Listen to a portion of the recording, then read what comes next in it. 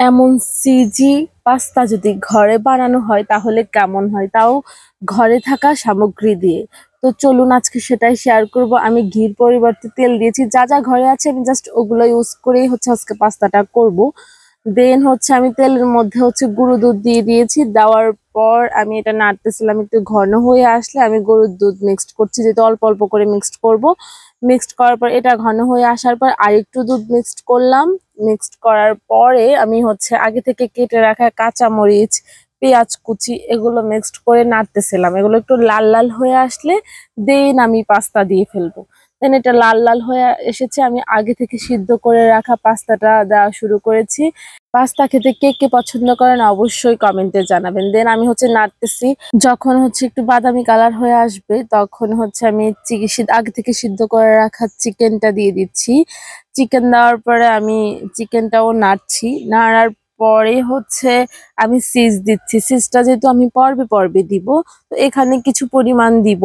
দেন হচ্ছে আরো সামনের দিকে দেবো করতে কিভাবে আপনারা দেখবেন।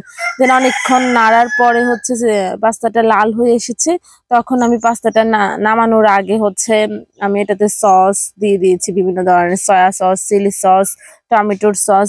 দেন আমি হচ্ছে পাস্তাটা নামিয়ে ফেলেছি। নামিয়ে আমি গ্যাসের উপর একটা তাওয়া দিয়ে পাস্তাটা আবার হচ্ছে দেওয়ার জন্য দিয়ে দিই। আমি এরপর চিজ দিচ্ছিলাম, যেহেতু লেয়ার বাই লেয়ার দিব তাই এই চিজটা মাঝ বরাবর দেওয়ার ট্রাই করছি।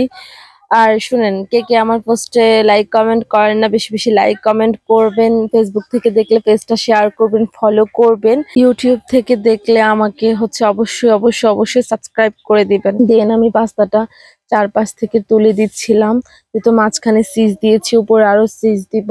উপরে চিজ দেওয়ার পরে, মাঝখানে চিজ দেওয়ার পরে চিজের ঘনত্বটা অনেক সুন্দর হয়, খেতে অনেক টেস্টি হয়, আমার কাছে তাই মনে হয়। আমার টুকটাক রান্না বান্না করতে বেশ ভালো লাগে। রান্না বান্না বলতে এই যে টুকটাক নাস্তা তৈরি করতে সন্ধ্যার জন্য এটা সেটা এভাবে বেশ ভালো লাগে। দেন আমি হচ্ছে উপর দিয়ে এখন আবার চিজ দিয়ে দিচ্ছি, যেহেতু চিজ একদম মুখের সাথে সাথেই চিজ পরে দেওয়ার সাথে সাথে এরকম একটা বিষয়। তো আমি এখানে অনেকটা পরিমাণে চিজ দিয়ে দিচ্ছি। আমি এই চিজটা এনেছি এই পাস্তাটা রান্না করার জন্য, যতটা আমি দিতে পারি আনলিমিটেড ভাবে। তো চিজটা দেওয়ার পরে আমি হচ্ছে একটা ঢাকনা দিয়ে ঢেকে দিয়েছি। ঢাকনা দিয়ে ঢেকে দিলে এটা হচ্ছে তাড়াতাড়ি হয়ে যাবে। দেন এই তো ফাইনাল লুক। আসলে দেখতে যেমনই হয়েছে না কেন, খেতে এত টেস্টি হয়েছে। এই যে দেখেন, এই যে এখানে আমি দেখাচ্ছি চিজের কি পরিমাণ ঘনত্বটা। আমার এই যে লেয়ার লেয়ার চিজ হয়েছে, এরকম হচ্ছে লতা লতা, এটাই মজা লাগে আমার কাছে। সো ভিডিওটা এই পর্যন্ত। আল্লাহ হাফেজ।